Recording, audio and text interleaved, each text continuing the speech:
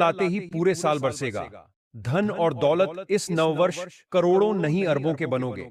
मालिक इतना धन आएगा कि संभाले नहीं संभेलगा। भक्तों, इससे पहले वीडियो में आगे बढ़े, आपसे निवेदन है कि इस वीडियो को एक लाइक करके कमेंट बॉक्स में जय माता लक्ष्मी जरूर लिख दें। जब कोई वर्ष गुरुवार जैसे पवित्र दिन से आरंभ होता है तो उसे केवल तारीख का बदलना नहीं माना जाता, बल्कि वह समय के साथ भाग्य की धारा को मोड़ने वाला क्षण बन जाता है। 1 जनवरी 2026 ऐसा ही एक विशेष अवसर लेकर आ रहा है, जिसे शास्त्रीय दृष्टि से अत्यंत प्रभावशाली माना गया है।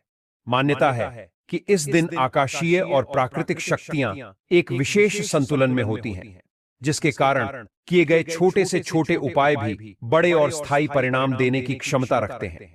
यही कारण है कि प्राचीन काल से ही वर्ष के प्रथम दिन को विशेष साधना, संकल्प और धारण के लिए चुना जाता रहा है, ताकि आने वाला पूरा वर्ष सुरक्षा, समृद्धि और स्थिरता के साथ आगे बढ़ सके।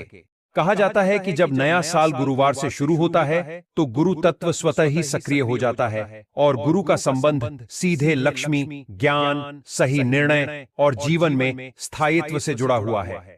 ऐसे समय में यदि व्यक्ति प्रकृति के उन तत्वों को अपनाता है जिनमें जीवन ऊर्जा संचित रहती है, तो वह ऊर्जा पूरे वर्ष उसके साथ बनी रहती है।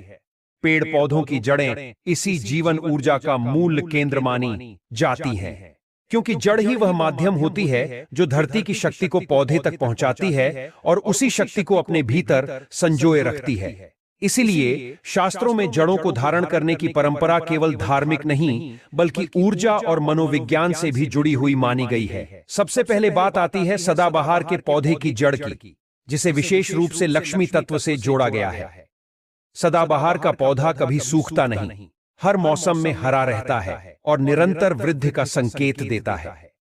यही गुण इसे समृद्धि का प्रतीक बनाता है। मान्यता है कि इस पौधे की जड़ में स्थिर धन, निरंतर अवसर और आर्थिक सुरक्षा की शक्ति निहित रहती है। जब इस जड़ को नए वर्ष के पहले दिन विधि के साथ धारण किया जाता है तो यह पूरे वर्ष धन के प्रवाह को बनाए रखने में सहायक बनती है और व्यक्ति को अनावश्यक खर्च, नुकसान और आर्थिक अस्थिरता से बचाती है। इसके साथ साथ यह जड़ मन को भी स्थिर करती है, जिससे व्यक्ति जल्दबाजी में गलत निर्णय नहीं लेता और जो भी निर्णय लेता है वह लंबे समय तक लाभ देने वाला सिद्ध होता है। इसी क्रम में दूसरी अत्यंत महत्वपूर्ण जड़ मानी जाती है अपराजिता के पौधे की जड़। अपराजिता नाम ही अपने आप में संकेत देता है कि यह हार को जीत में बदलने वाली शक्ति का प्रतीक है। कहा जाता है कि इस पौधे की जड़ उन लोगों के लिए विशेष लाभकारी होती है जो बार बार प्रयास करने के बाद भी सफलता से दूर रह जाते हैं या जिनके काम अंतिम समय पर अटक जाते हैं। अपराजिता की जड़ धारण करने से आत्मविश्वास बढ़ता है, डर और हिचकिचाहट कम होती है और व्यक्ति अपने लक्ष्य की ओर दृढ़ता से आगे बढ़ने लगता है। नए साल के पहले दिन इस जड़ को धारण करने की परंपरा इसलिए भी मानी गई है ताकि पूरे वर्ष किसी भी परिस्थिति में व्यक्ति पराजय का अनुभव न करे और कठिन से कठिन समय में भी मानसिक रूप से मजबूत बना रहे। तीसरी जड़, जो विशेष रूप से घर परिवार की सुख शांति और नकारात्मक प्रभावों से रक्षा के लिए जानी जाती है, वह है दूर्वा घास की जड़। दूर्वा को गणेश तत्व से जोड़ा गया है और गणेश को विघ्नहर्ता माना जाता है। दूर्वा की जड़ में अवरोधों को शांत करने और वातावरण को संतुलित करने की क्षमता मानी जाती है। जब इसे धारण किया जाता है तो घर में होने वाले अनावश्यक विवाद, मनमुटाव और मानसिक अशांति धीरे धीरे कम होने लगती है। यह जड़ विशेष रूप से उन लोगों के लिए उपयोगी मानी जाती है जिनके जीवन में बार बार बिना कारण रुकावटें आती हैं या जिनका मन हमेशा किसी न किसी चिंता से भरा रहता है। इन जड़ों को धारण करने की विधि भी उतनी ही सरल रखी गई है जितनी इनका प्रभाव गहरा माना गया है।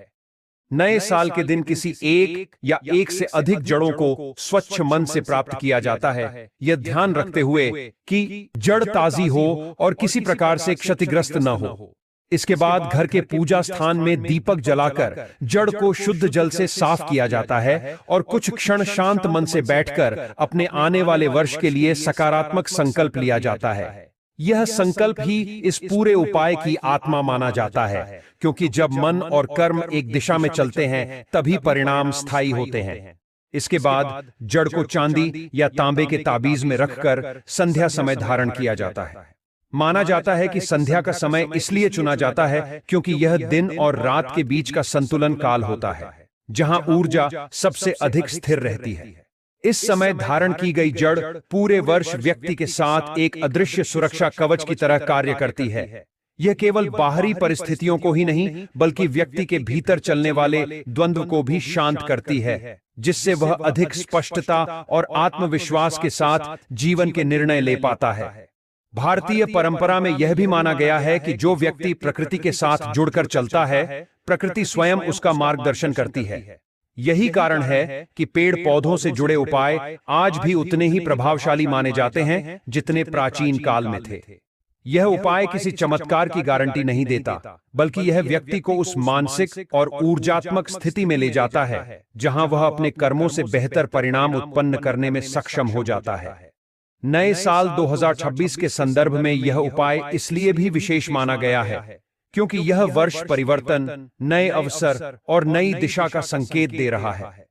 यदि पिछले कुछ वर्षों में जीवन में अस्थिरता, धन की कमी, बार बार असफलता या मानसिक थकान रही हो, तो यह दिन उन सब से बाहर निकलने का एक शांत लेकिन प्रभावशाली माध्यम बन सकता है। जड़ों का धारण करना प्रतीक है इस बात का कि व्यक्ति अपने जीवन को जड़ से मजबूत करना चाहता है, ताकि ऊपर आने वाली हर शाखा स्वस्थ और फलदायी बन सके। जब जड़ मजबूत होती है तो आंधी तूफान भी वृक्ष को आसानी से गिरा नहीं पाते, और यही सिद्धांत मानव जीवन पर भी लागू होता है। सनातन शास्त्रों में पीपल को अश्वत्थ कहा गया है, और यह केवल एक वृक्ष नहीं बल्कि जीवित यज्ञ माना गया है। आर्गवेद, अथर्ववेद, शतपथ ब्राह्मण, गरुड़ पुराण और स्कंद पुराण में अश्वत्थ का उल्लेख बार बार आता है, और हर जगह इसका संबंध आयु, आरण, पितृबाधा, भय और स्थिरता से जोड़ा गया है। अथर्ववेद में स्पष्ट कहा गया है कि अश्वत्थ वह वृक्ष है जो मनुष्य के प्राण तत्व को संतुलित करता है, और जो व्यक्ति इसकी सेवा करता है उसके जीवन में अचानक आने वाले संकट धीरे धीरे शांत होने लगते हैं। शतपथ ब्राह्मण में यह उल्लेख मिलता है कि अश्वत्थ की जड़ में जल अर्पण करना मूल दोष को शांत करने का कर्म है, क्योंकि जड़ को शास्त्रों में कारण कहा गया है, और जब कारण शांत होता है तो परिणाम अपने आप बदलने लगता है। गरुड़ पुराण के प्रेत खंड में पीपल के उपाय को आरण मुक्ति से जोड़ा गया है, और वहां स्पष्ट लिखा है कि जो व्यक्ति नियमित रूप से या विशेष काल में पीपल की जड़ में जल, तिल और मधुर द्रव्य अर्पित करता है, उसके ऊपर चढ़ा हुआ पितृ योग किया जाए तो यह आपके घर में राजयोग लेकर आते हैं, आपके रिश्तों और जीवन को बदल सकते हैं। किसी भी गुरुवार को इन पौधों को घर लाकर बताए गए उपाय करें और लाभ प्राप्त करें। सच्चे दिल से लाइक जरूर करें और कमेंट में जय तुलसी मान जरूर लिखें।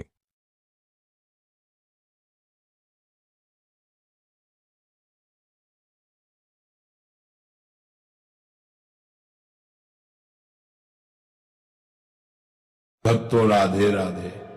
भक्तों ध्यान से सुनिए, क्योंकि आज की बात है, लेकिन विधि नहीं जानते, दिशा नहीं जानते, कहां रखना है नहीं जानते, और फिर बाद में कहते हैं कि हमने तो दिया भी जलाया, पूजा भी की, पर घर में बरकत क्यों नहीं आ रही, धन क्यों नहीं टिक रहा, कला क्यों बढ़ रही है। भक्तों, शास्त्रों में साफ कहा गया है कि अगर दीपक सही तरीके से, सही समय पर और सही स्थान पर जलाया जाए तो घर में धन, दौलत, सुख, समृद्धि, घर की रक्षा, तंत्र मंत्र और बुरी नजर से सुरक्षा सब एक साथ मिलती है। और अगर गलत तरीके से किया जाए तो कभी कभी उल्टा परिणाम भी मिलने लगते हैं। इसीलिए आज मैं आपसे बस आपके जीवन के 5 मिनट मांगता हूं, ताकि मैं आपको दीपक जलाने का सही तरीका बता सकूं, जिससे आपकी तिजोरी भरी रहे, घर में सकारात्मक ऊर्जा बनी रहे, और कोई भी तांत्रिक, जादू टोना करने वाला आपके घर की दहलीज के भीतर कदम रखने की सोच भी न सके। भक्तों, याद रखिए, बिना दीपक के पूजा पाठ अधूरा माना जाता है। चाहे आप कितनी भी बड़ी पूजा, यज्ञ या हवन कर लें, अगर वहां प्रकाश, ज्योति, दीपक नहीं है तो पूर्ण फल नहीं देता। दीपक अंधकार को दूर करने के साथ साथ हमारे जीवन के दुख, दरिद्रता और